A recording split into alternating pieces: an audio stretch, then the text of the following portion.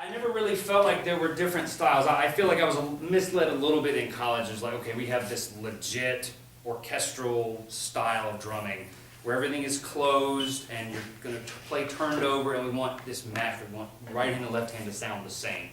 And I spent a long time trying to develop a really, really confident, strong match grip. And it's funny because I don't think that there really is such a thing. Like, everyone is, well, I mean, I'm fairly ambidextrous, right? We all kind of are to a degree. We have to be if this is what we want to do for a living. But my left hand is always going to be a little bit behind my right. Like, I practice a lot. I spend more time on my left than on my right. But there's always this kind of difference. And what I stopped doing probably about my first or second year of my master's degree was I stopped trying to get this to look like this. Because I really don't think that that's the big thing. The big thing is to get this to sound like this, or vice versa. So you may have noticed even from the side, like in the first piece, like when I'm playing rolls, like my fingers do some weird things, like they come flying off with my left hand. And my right hand doesn't do it. And I spent a lot of time looking in mirrors and trying to, fix that, stop doing that. And I'm like, why though? Like visually, yes, you can see that it does that, but can you hear a difference? And the reality is that's just the mechanism. They're not built the same. This is built to be a dominant hand for me. It's what I do. So I stopped worrying about matching visually and make sure that I match the way I sound. That's by far the most important thing. Well, one thing very freeing about playing traditional is we don't have to worry about that at all. There's really no way to make those two sound exactly the same. They certainly don't look the same. And there's something very enjoyable about the openness of that approach. Like when I play match grip, I get as flat and even, and I balance my body and the weight is shifted equally, and I'm trying to be as loose and balanced on both sides. When I play traditional, I don't know if you could tell, I actually kind of angle and play at an angle, which I would never tell a match grip player to do, right? So there's something just very open, and I like playing open rudiments with that style approach.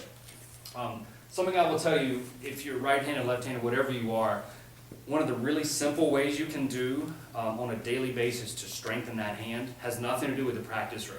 Like, get used to doing things with your weak hand. So for example, my cell phone is in my left pocket, my wallet is in my left pocket, my keys when I have them are in my left pocket, and I do simple things every day with the left hand. Like when I go in the backyard and throw the frisbee for my dog, I use my left hand, right?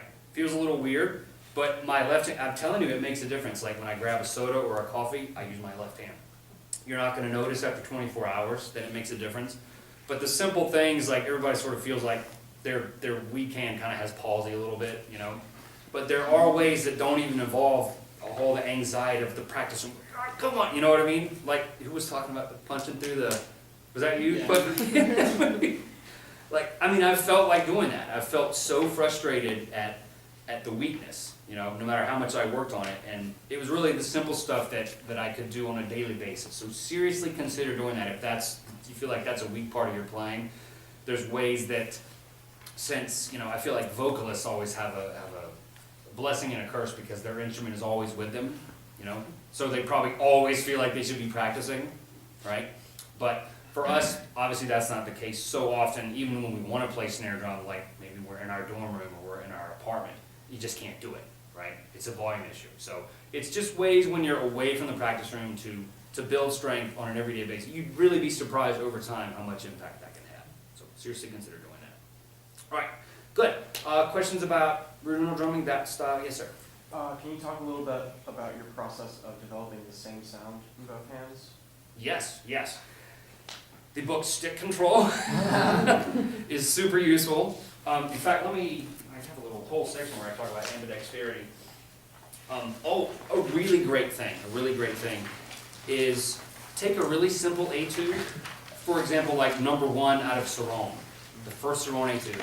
That's written, I don't know if he doesn't write in sticking, but a right-handed player is going to play that more than likely with right-hand lead. Play that with left-hand lead. So this is the same kind of idea, like take things where you would normally use your right hand and use your left hand. Here's another example again of where it's not necessarily snare drum related, but when I am playing simple little licks like on xylophone or bells, like if it's maybe a run-out concert or a kiddie concert and not like a classics, I'll try to use my left hand as much as possible.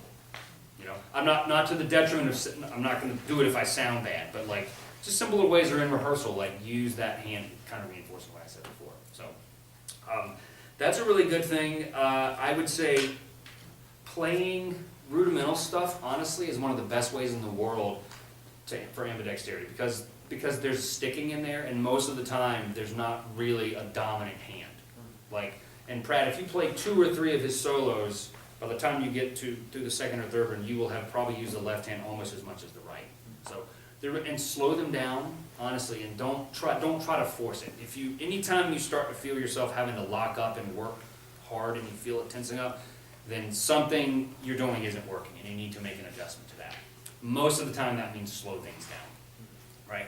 And don't expect it to get better in a week, right? Like, maybe expect minimal progress, but it's kind of like working out, like going to the gym, which I haven't done in a long time because I'm married now. But it's kind of like, dude, the first couple times you go, you're like, wow, look at that, I didn't know that I had muscles there. And then after a week, it's like, oh, okay, now that's just normal. And it takes a long time for an actual real effect, a real like permanent change to come into effect. So don't beat yourself up over it. And ultimately, I'd say one of the biggest things is just understand that it's probably never going to be to the level that you want it. All right? And that's actually in many ways why I also regret not playing near as much drum set as I used to. Because that was a really great way, because the left hand does so many different things. But a lot of times you'll see drummers, I actually did this for a while when I was in college. I actually switched and played a drum set reverse, like German style. So just to try to get, I was like so frustrated with my left hand, like, I gotta get it, and that's kind of what led to switching everything over here and really trying to change things up, so I use this as much as possible. And now, by and large, they're fairly close. But the funniest thing, like if I go a month or 2 and don't play snare drum, there's always a process where this is like, oh good, we're back, we're where we'd like to be, and this is like, gonna need a little attention. So, Switching the drum set around probably helped your four-way independence too. yes. Yes, very much, very much. So, good, yeah, ambidexterity, man, I mean, Delacluse is also really great for that.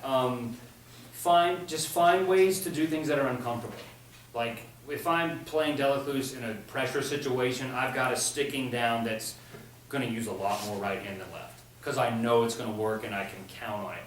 But when I'm in the practice room, I do a lot of things, like especially like the 4-stroke rough, which is kind of a famous thing that a lot of people struggle with. I like to alternate that. I do every variation of sticking on that I can think of to make sure I'm using it. And discipline is your number one thing. Just you have to make yourself do it. So, and then the real basic stuff, you know, the Morello book and the stick control.